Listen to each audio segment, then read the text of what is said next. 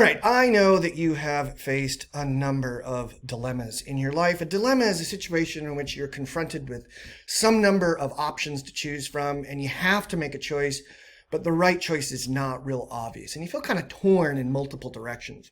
And oftentimes the dilemmas we face are fairly trivial, so we might be stuck in the dilemma of, should I go to the party on Sunday night that I know is going to be super fun, or should I stay at home and study for the exam that I have in the morning? And those kinds of dilemmas, while we might feel torn in two different directions, there's not a whole lot at stake, right? No world's end if we bomb the exam or we miss the party, typically. But sometimes the dilemmas we face are really difficult, okay? They cause us a lot of stress. We feel this intense mental conflict going on between these options that are in front of us, and we can't figure out what it is that we should do. Should I have a child? Should I put my dog down? Things like that. Really difficult life decisions where you feel stuck. You're in that between a rock and a hard place kind of situation. And in these moments when we're contending with these really difficult dilemmas, part of what's causing the stress for us is that we're getting rattled out of our habits, right? That usually on a day-to-day basis, we make our decisions pretty quickly, pretty intuitively. We kind of do what we usually do. But when we face these really difficult dilemmas, we realize, well, this is a new situation for me. This is not something I typically face.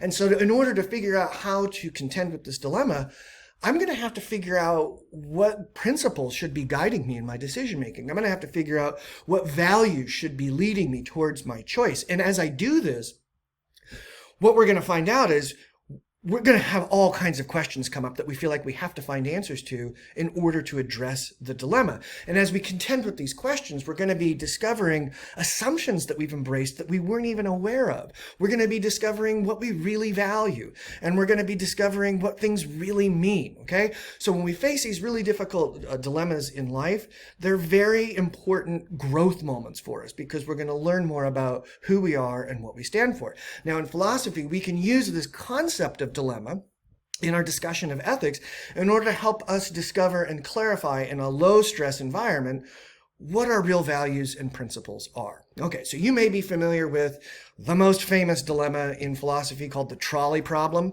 invented by a philosopher named Philippa Foot back in the 1960s. It goes something like this. Here you are, just enjoying the day out in the middle of the desert. You're looking at the sky, you're enjoying the nice sunny day, and you look down at this railroad track and you can see these workers over here pounding on this railroad track, working on it. And you can see that the track splits here where the 5 workers are working, and there's a track here where there's 1 worker working. And all of a sudden you notice that there's a train coming down these tracks, and its brakes don't work. You know this. This train cannot stop. It's moving at a really good clip. And you see right here, standing next to you, or in the ground next to you, is a lever. Guess what the lever does? Yes, the lever determines which of these 2 tracks the train is going to go down at the split. Now, right now, you can see that the lever is pulled here to the left-hand side. And that means that this train is going to run over these 5 workers. Unless you push that lever over to the right-hand side, which would cause the train to go down this track and run over just 1 of the workers. So what do? You don't have any options other than to pull the lever or not, okay? So you can't get out of the situation by saying, well, I'm going to yell at all the workers, or I'm going to tell the train to stop. Those are not options available to you. And that's what oftentimes makes dilemmas so difficult, is you only have a limited number of options available to you, and none of the options are good sometimes.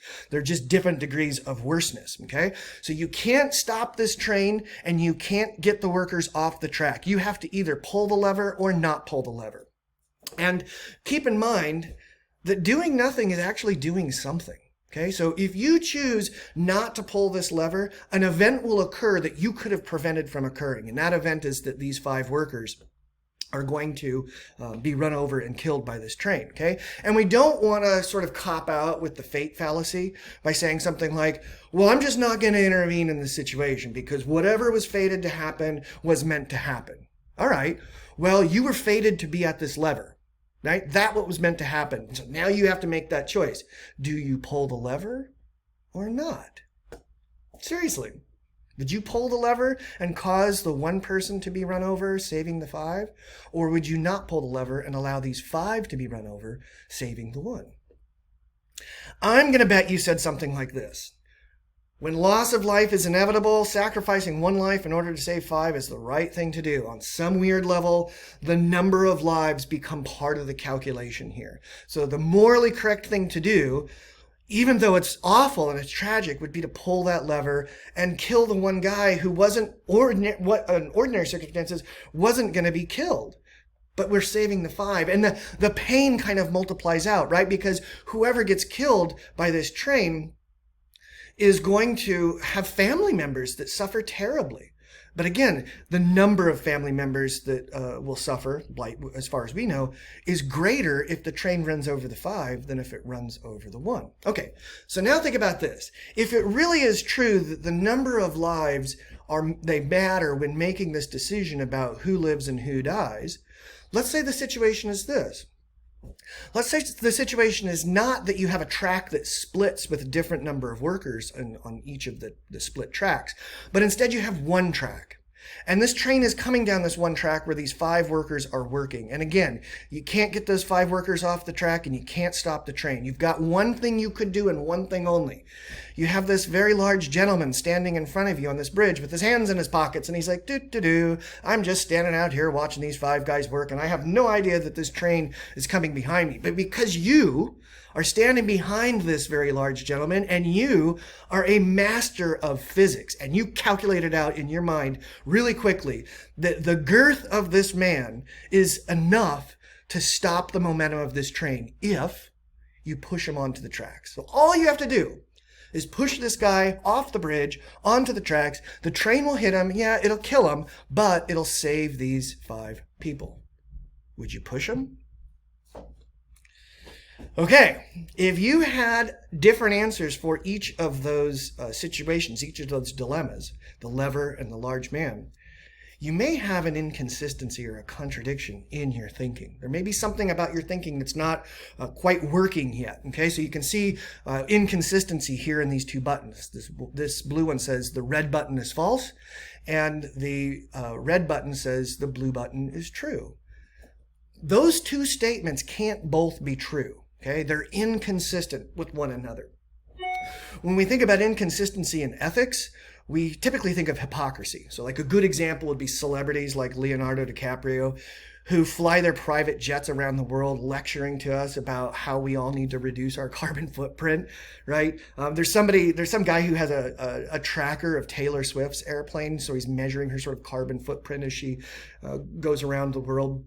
Lecturing us all about our carbon footprints, okay? So now you think about these two situations. Did you have the same answer for both? Did you say that if numbers really count, then I should be doing the same thing in both situations, which means, yes, I would push the large man off this bridge. However, if you said in the first instance, well, the numbers count, I should pull the lever, but I just can't bring myself to push this poor innocent guy off the bridge to save these five, you might ask yourself, well, why that is? What's going on there? There's something there in your value system, in your thinking, that's inconsistent. Can you resolve that inconsistency? And this is what dilemmas can help us do. They can help us figure out, well, when I say numbers count, they're clearly not the only thing that counts, so what else matters here?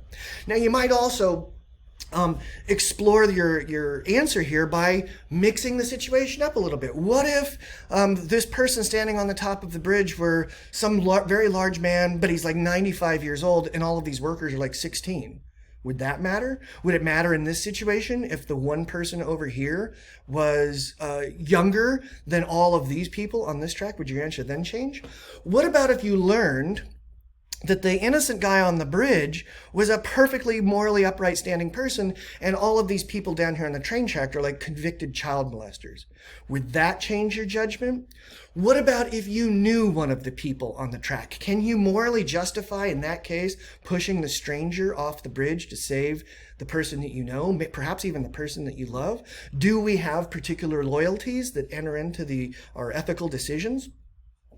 What if we found out that the man standing on the top of the bridge was actually responsible for the train coming down the tracks and being unable to stop? Let's say that he disabled the brakes of this train, and he's standing up there on the bridge for jollies watching this train run over these 5 people. Would that change the way that you make a decision? Okay.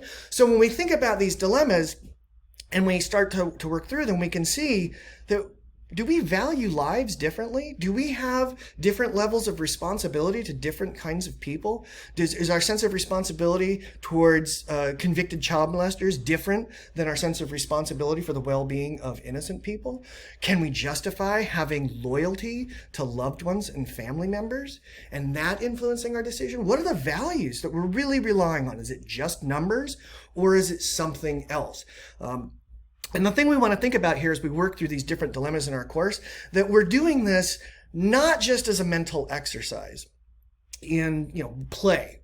Okay, we're doing this because we want to clarify what our values and principles are before we face the really difficult decisions that we're going to face, so that we have already thought some of these things through as we contend with the dilemmas we're going to inevitably contend with. I would think about it analogously to, people who play instruments. They practice to develop muscle memory, or athletes. They practice so that they can respond automatically. Think about somebody who's into like jujitsu. They train their bodies to be able to react immediately to a situation so that they don't even have to think about it. And maybe these ethical dilemmas can help us do that, okay? We face real life trolley dilemmas in our life. Think about the self-driving cars like the Google cars or the Teslas. Somebody's programming those to make decisions about what to do when that self-driving car is faced with either running over a bunch of school kids in the crosswalk or running over some single older person on the sidewalk. The car is going to make that decision, and it's going to make that decision based on the person who programmed the car. You may be familiar with these robots that go into buildings that have been bombed or collapsed, and these robots are programmed to identify which of the people trapped in the building have the greatest likelihood to survive, and that's who they end up rescuing. So can we justify that morally? Or think about what we all faced just within the last few years with COVID and school lockdowns and all the choices that we made that caused us to make some sacrifices, believing that they were justified because of some benefit. So think about all the loss of learning that the kids have experienced and how that's going to impact them for their entire lives. And we made them suffer that loss of learning because we thought pulling the lever and closing those schools was preferable to leaving the schools open. All right? So trolley dilemmas are real, and we can figure out how to contend with them by sorting out ahead of time what our values and principles are.